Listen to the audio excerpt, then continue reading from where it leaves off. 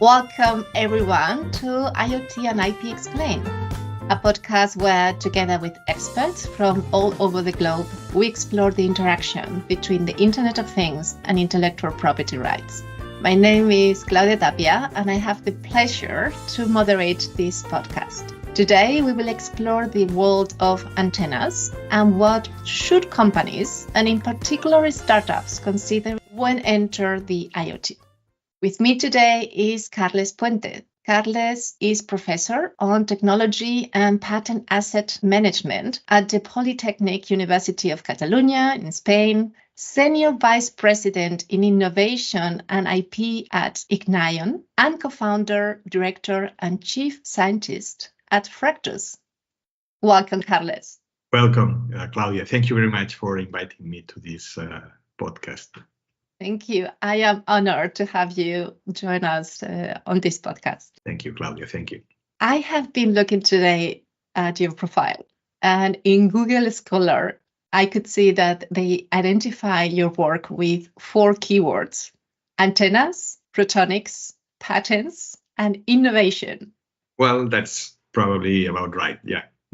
So you were one of the finalists of the European Inventor Award in 2014, granted by the European Patent Office. And you and your team invented the world's first fractal-based antenna for mobile communication. And I understand that fractal antennas are a type of antenna that uses repeating geometric pattern known as fractal to maximize performance in a compact space. And in the website of the EPO, the European Patent Office, it says that your invention opened the doors for the Internet Anywhere revolution with highly compact and mobile devices. Congratulations for that. Thank you, Claudia.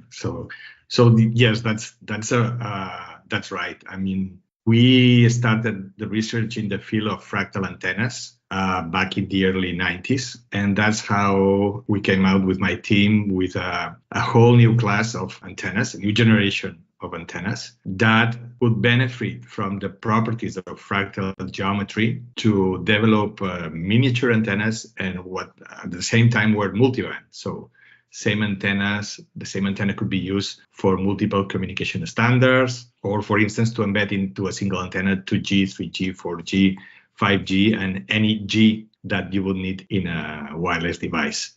And the research started in 1995, but it wasn't actually until 3 generations after from the original scientific foundation of fractal antennas that we came out with a family of antennas that were actually deployed in the market, massively deployed in the market for mobile communications to start with. And in this case, because you have all this experience, which role do you see antennas play in the Internet of Things?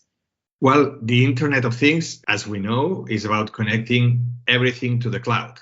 So not only people, but machines, gadgets, sensors all over the world, trillions of those. To get that connectivity, you really need antennas for that.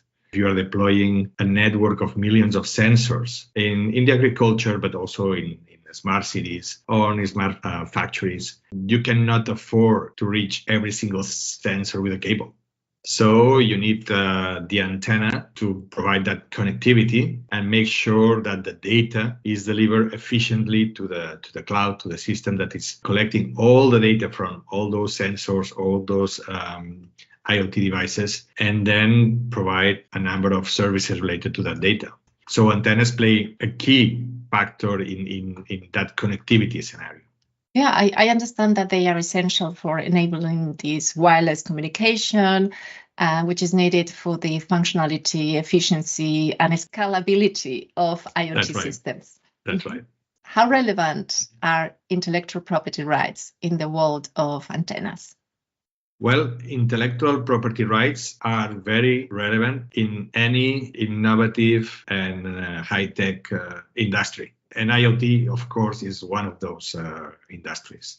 So the IP system worldwide has been created to promote innovation. And by establishing this worldwide IP system, those who create innovations, those who invest time, money in creating something new, something that no one has been doing before, something that provides a significant progress and advantage for users, for customers, for society in general, know that their efforts and investments will be protected.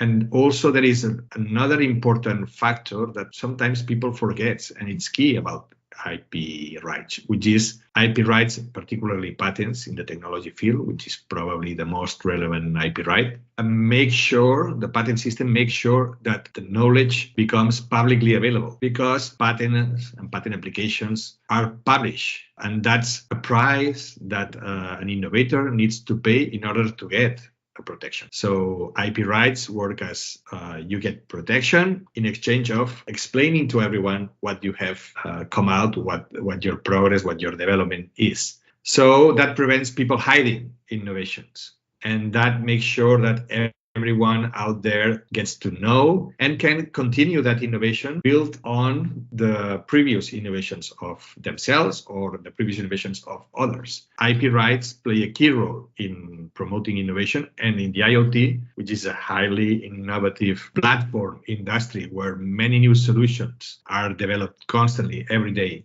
We see new applications and new wonderful solutions that benefit from this huge and pervasive connectivity. So IP rights really push the innovation, help pushing the innovation in this field. I think you have raised an excellent point. I see more and more this narrative of IPR being a blocker, something that hinders innovation, and they forget what would be this world without this protection. That more and more companies will keep more things as a trade secret, and in that sense, innovation might be stopped. I'm also thinking about investors, because you yourself had these amazing ideas with the antenna, and I imagine as a startup, in order to succeed, you also needed some financial support. And I was wondering, did the investors look at your portfolio when you contacted them first? Absolutely. I mean, if you want to be a credible technology company in the IoT space or in communications in general or in any other innovative industry, you do need to have patents, because that's a way to deliver confidence to investors that their investment is protected. IP provides a very flexible way to partner with people, to make business together with several players in the value chain in a way that is very convenient. Thanks to IP, no longer there needs to be a single company manufacturing the innovation and developing everything in a closed business model, but you can open your innovation to everyone, for instance, by licensing, by sharing your IP in exchange of a compensation, of course. And that provides a very flexible way of arranging business in a way that it's convenient. So you mentioned something interesting before, which is this misconception that IP hinders innovation, which is the opposite. The IP is to promote innovation, and the IP is not blocking anything. IP is just providing a framework to understand who has created what, who has contributed with what. And that clarity makes people easier to negotiate, to establish discussions. Okay, I want to use your technology in my products combined with that other technology of someone else. Then with patents, you know who has contributed to what, who owns what. And then you can establish any kind of negotiation that is a win-win negotiation for everyone. So what the IP system is doing is preventing a sort of a far west kind of scenario where anyone takes whatever innovation is out there, not caring of who contributed about it and not respecting the rights of others. It also allows for startups or innovative companies to have the opportunity to build something themselves and for a while keep that technology for themselves. Otherwise, we will get only large companies basically taking from SMEs, small and medium enterprises, the technologies. So I do think that this kind of exclusivity right, it is granted for a reason. So you basically allow someone to have that right for a period of of time, usually 20 years. And in exchange, the inventor agrees to disclose that idea. And as you said, very often there's also an interest to license it, to share that idea with others, of course, in exchange of a compensation. And as such, I also agree that the system fosters innovation. Exactly. The competition between small companies, small startups, and big corporations is quite uneven for obvious reasons. And the IP system is providing equal opportunities to everyone, whether you are a large corporation or whether you are a small corporation, to make sure that if you create something valuable, you will have a tool in your hands to do a business on fair grounds. So no matter if you are big giant or you are an individual inventor or a small startup, you can make sure that your rights will be respected and you'll be treated fairly in the grounds of respecting your innovations and your contributions. And this is why the IP system is there to. Indeed. I'm thinking about the time where you created your first startup, now you're with the second one, and the fact that you have protected your innovation with intellectual property rights. And I'm thinking about the first time that you approach maybe large companies that they are using your technology for licensing negotiation.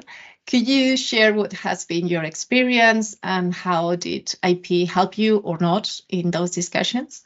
Well, IP was key for my first company, for Fractus, was key, and that's publicly known, in developing a very successful business, because our antenna technology that started with fractals and evolved through all these generations really hit the market.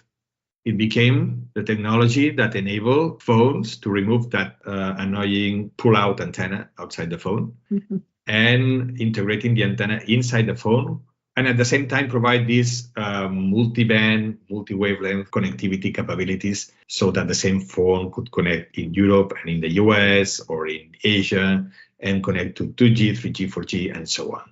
So this technology became extremely successful, as successful as that at some point of time, 99% of the phones worldwide embedded this technology. And the success was so huge and so fast that once the OEMs saw that it was possible to release a phone without antenna, meaning the antenna was inside, everyone understood that that was the only way to do it, to go for phones without that external antenna.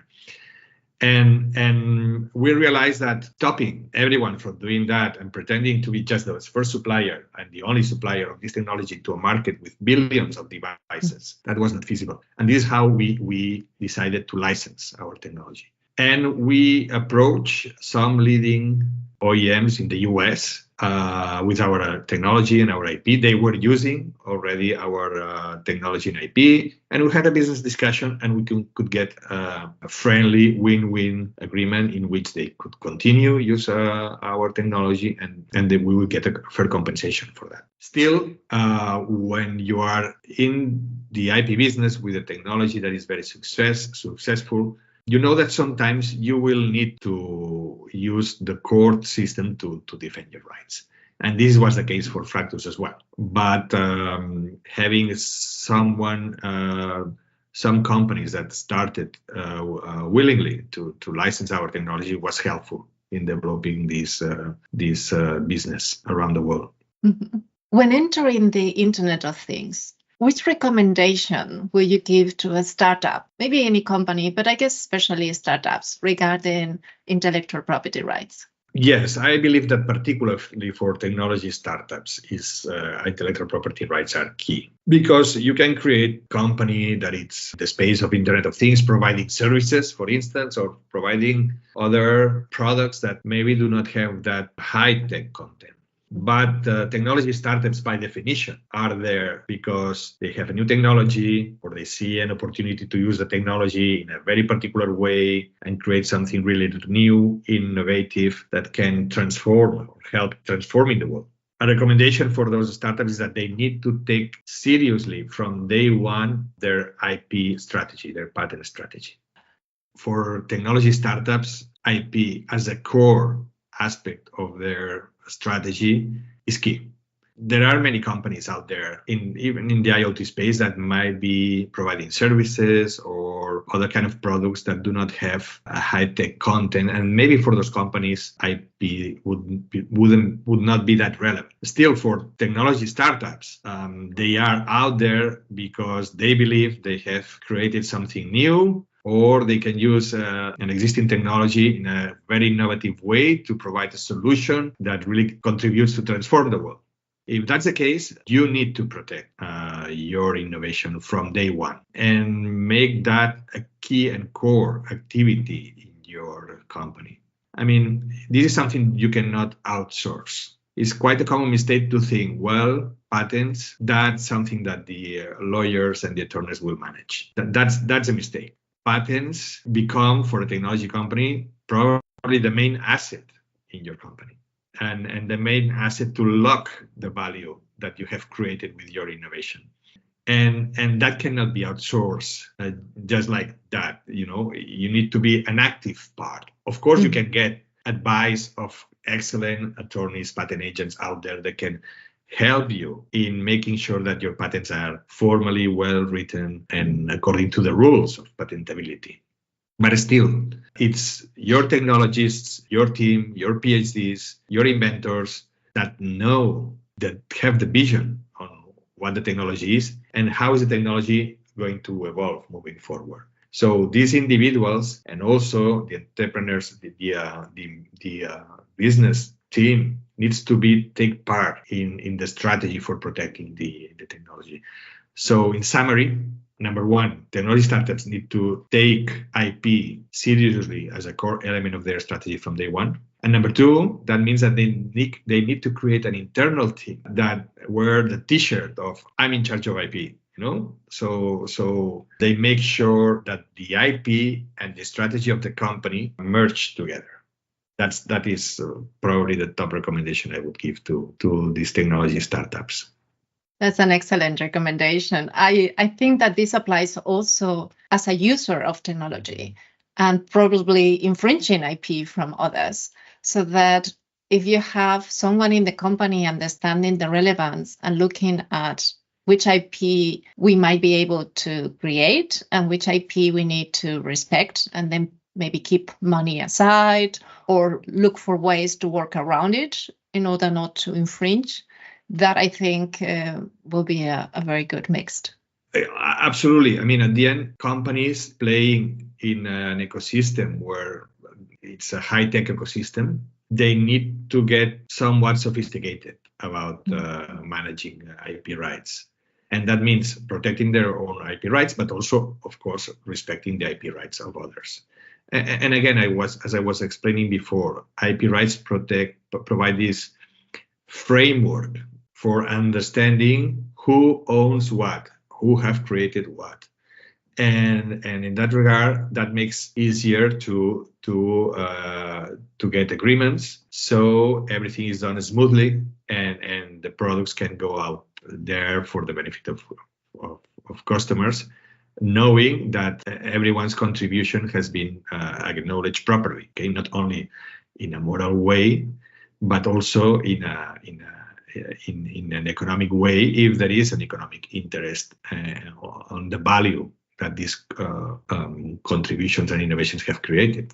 In your paper, State of Inventiveness in Europe, published around 2 years ago, you pointed out a misalignment between research and development investment and invention or filing activity in Europe. Have you seen any significant changes since then? And if more or less we are in the same situation that 2 years ago, how can we incentivize inventiveness in Europe?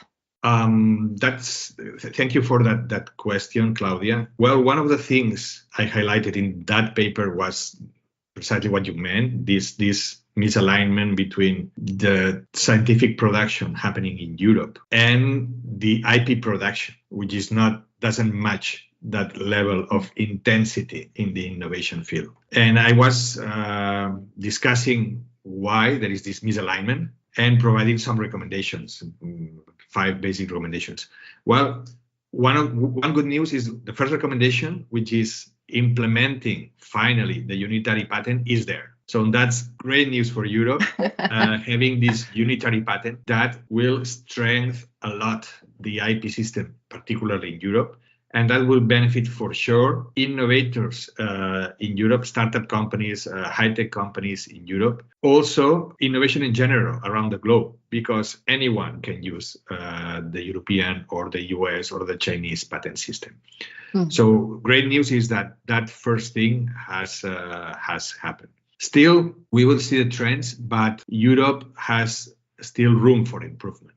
The European patent system is still expensive, even with the unitary patent, compared to the US patent system and the Chinese patent system. And also, usually, the strength of protection you can get in other patent systems like the US patent system is usually higher than the strength of protection you get in Europe. So that means that if you have a patent system which is still more expensive than, let's say, the US, and the level of protection you get is weaker, then still the investments that will be flowing into European patents will not be to the level that other competing markets provide. So I think there is still homework to do in the European patent system to improve efficiency in costs, number one, and to improve the strength of European patents compared to other patents. When you're talking about the strength of the patents, I mean, I've always heard that the patents granted by EPO have much higher quality. So where do you determine the strength of the patents and also the protection? Is it from the court's decision? What has been your experience in this? Well, sometimes we Europeans are a little bit selfish, believing that we live in the best place of the world and everything is so nice and we're so well and the rights are so well protected. But reality sometimes does not match that self-perspective. It's quite curious to see that when people are considering or comparing quality, it looks like the only factor that it's taken into account is that a patent cannot be invalidated after down in courts, which is an important element. And this is why there is an examination, because an examiner in Europe, in the US, or in China, his job is to make sure that only innovations that are patentable, being new, being inventive, having an industrial application, are patentable. However, the quality of any patent system should be measured in terms of how well they meet their purpose. And their main purpose is to protect innovation. So the question for quality, the main question for quality should be how well the patent system in Europe, in China, in the US, anywhere, is actually protecting the innovation. And yes, making sure that you don't protect things that should not be protected is an element. But the main element should be focusing on how well, how strong is protected your innovation. That should be the quality number one. And it's quite curious to see that this is not the reading that the patent offices, particularly in Europe, are doing. And that doesn't make, frankly, any sense. Because if you are to heavily invest in innovation, if you are to heavily invest in creating new technology assets and the risk that is associated to that, you want to make sure that your patents do cover the entire scope of what you have created, not just something little related to that, but the full scope of what you have created. And in that regard, for many reasons that we could discuss maybe in another podcast probably, the US patent system, for instance, is much more flexible and much more powerful than the European one still. So what I'm hearing is that for you, the patent quality is not only that afterwards that patent will not be invalidated, but also that you get the biggest scope as possible, at least that you consider this is your invention. And I hear more a critique of the EPO being much more narrow scope in the granting of patents. Absolutely, because the main purpose of the patent system is to protect an innovation. So any quality measure should first address how well innovations are protected. That should be quality factor number one. Then, of course, having patents protected that would not deserve a protection, it's of course an unwanted effect. But that's a minor aspect of the patent system, because the whole system has these checks of the examiners, which are great professional out there making an exhaustive work on making sure that things are patentable. But focusing the quality on this side effect, which is, well, some patents granted should have never been granted, which is true. Sometimes this happens, but this is not the most relevant aspect of the patent system. The patent system is to provide full protection on those who really deserve that protection. And it is in the sense that the patent system in Europe still has some room for improvement. I think we need to have a podcast on quality, because I'm sure you will get also the people saying, look, for me, what is important is to make sure that I don't have a patent that I go afterwards in court and then they destroy it and my whole invention is out. And but of course, I hear your point. If you have a too narrow scope, then you have created something and then someone is using it, but you cannot ask for a license because the scope is too narrow for this. That's a real problem in the European patent system. That's a real problem in the European patent system. And there is a reason why the European patent system up to now is not just the first patent system in the world, which should have the potential because of the innovation happening in Europe, as we discussed before, and the size of the market. And it's not number 2, number 3, or number 4. It's number 5 instead of patent filings in the region. So number 1 is China, number 2 is the US, number 3 is Japan, number 4 is Korea, and number 5 is Europe. There is a reason for that. I see your point on the scope. We definitely need to have one podcast on this. I think it's super important to just discuss what is considered patent quality, because sometimes I have the impression people are saying different things for the same concept, and understanding first what we're talking about and where is the room for improvement.